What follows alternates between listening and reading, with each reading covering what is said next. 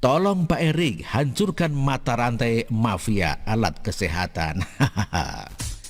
Kemarin 17 April 2020, pendiri Siwut Alifur Rahman sudah menuliskan artikel yang begitu menggentarkan dan bikin saya deg-degan bahwa dia menyadari ada mafia yang bermain-main di balik corona. Setelah protap penanganan terhadap pasien COVID-19 dengan penyembuhan metode donor plasma tersampaikan ke Jokowi, ternyata dibuat susah untuk dilaksanakan.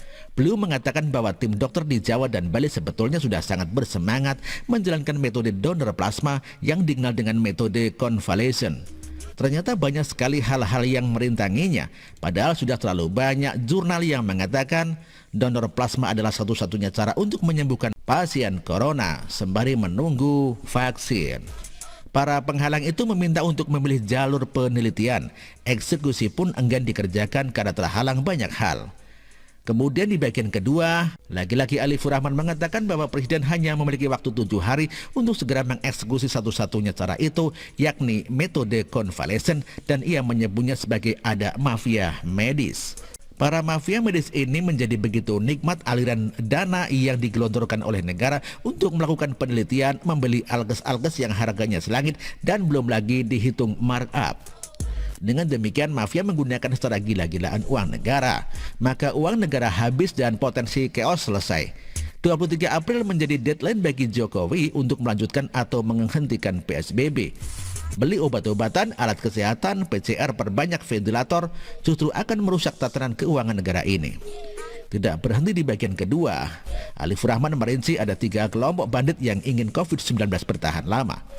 Saya mempersingkatnya. Yang pertama, mereka yang mengais rezeki di tengah musibah, makin banyak pasien, makin banyak pula keuntungannya. Ada juga yang menggalang dana yang disebut sosial lewat rekening pribadinya. Yang kedua, pedagang alat kesehatan, ventilator harganya selangit, digembar-gemborkan untuk dibeli banyak, mahal. Ketiga, pejabat elit yang ingin caper ke Jokowi. Saya sebut ketiga bagian adalah trilogi rakyat, karena hal ini disuarakan oleh Alifur Rahman, orang yang saya kenal begitu bersahaja dan merakyat, namun komprehensif dan sangat tajam dalam pemikirannya. Sebetulnya trilogi rakyat yang disuarakan dengan gencar adalah teriakan jelas yang sudah dikeluarkan oleh Erick Thohir. 2 hari lalu, 16 April 2020, Erick Thohir sudah mengatakan hal ini dengan sangat jelas. Dia akan lawan dan bongkar mafia alkes. Ternyata bukan hanya migas, tapi alkes juga ada mafianya. Kita yang harus peduli antara bangsa kita, jangan semuanya ujung-ujungnya duit terus. Akhirnya kita terjebak short term policy, kebijakan jangka pendek. Didominasi oleh mafia-mafia, trader-trader itu. Kita harus lawan dan Pak Jokowi punya keberpihakan itu. Saya mohon maaf kalau menyinggung beberapa pihak. Janganlah negara kita yang besar ini selalu terjebak praktik-praktik kotor sehingga alat kesehatan meski impor, bahan baku mesti impor. Saya minta semua yang hadir di sini punya komitmen secara pribadi. Kita harus bongkar hal itu. Demikian kata Erick. Menari-nari di atas penyakit orang adalah tindakan yang biadab, apalagi sampai keragunan. Menteri BUMN Erick Thohir mengatakan bahwa Indonesia saat ini sudah salah jalan, terlena dengan impor bahan baku obat-obatan, alkes dan lain-lain ketimbang memproduksi sendiri di dalam negeri. Ketika pagabluk corona terjadi, Indonesia tidak swadaya, malah jadi tergantung dan ketagihan dengan negara lain. Erick Thohir mengatakan bahwa Indonesia terlalu sibuk dengan trading, tidak berusaha membangun industri dalam negeri untuk mengadakan alat kesehatan adalah hal yang bahaya. Erick Thohir menekankan akan swadaya bangsa ini. Arya Sinulinga mengatakan bahwa SDM di Indonesia sudah mampu untuk memproduksi masker, tetapi bahan baku impor semua. Kok bisa? Maka Erick Thohir pun berkesimpulan bahwa ternyata memang ada mafia-mafia, baik global ataupun lokal, yang membuat bangsa ini sibuk berdagang di tengah wabah corona. Bukannya sibuk produksi, malah sibuk berdagang. Berdagang, jangan berdagang. Erick adalah memberantas mafia-mafia ini dengan membangun industri farmasi, sehingga bisa memproduksi sendiri kebutuhan kita. Saya melihat bahwa ada kesadaran yang mulai muncul dari sisi pemerintah Republik Indonesia. Kalau memang serius, Pak Erick Thohir bisa menggebrak lewat kapasitasnya sebagai Menteri BUMN untuk membangun dan memperkuat pabrik penghasil kantong darah dan selang donor. Karena jurnal-jurnal medis sudah banyak yang mengatakan bahwa adanya hasil signifikan dalam proses kesembuhan melalui metode donor plasma darah convalescent. Di Jawa Barat ada 2 pabrik pengolahan plasma darah dan kantong darah. Didukung rakyat, Pak Erick Thohir boleh langsung gerakan cepat. Kita punya bahan baku biji plastik. Industri di Indonesia sudah cukup mampu untuk menghasilkan kantung darah dan selang medis.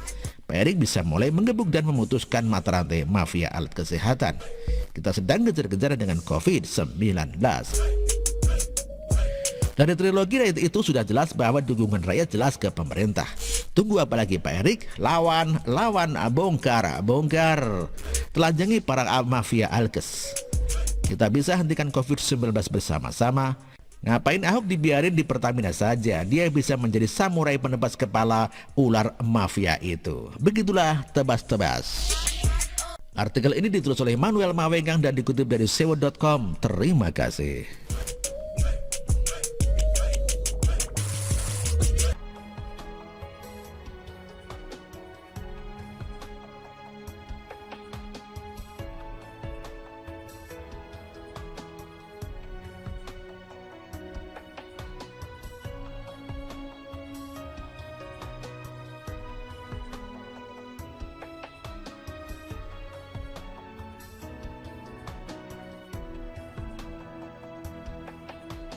Bersih, jujur dan merakyat, berbuat demi masa depan kami. Sosok pemimpin tegas pemberani.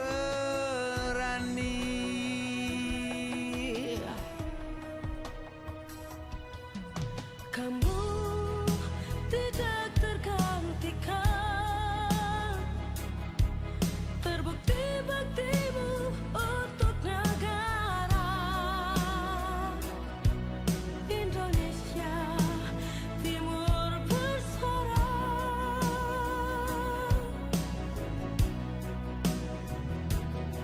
Siang dan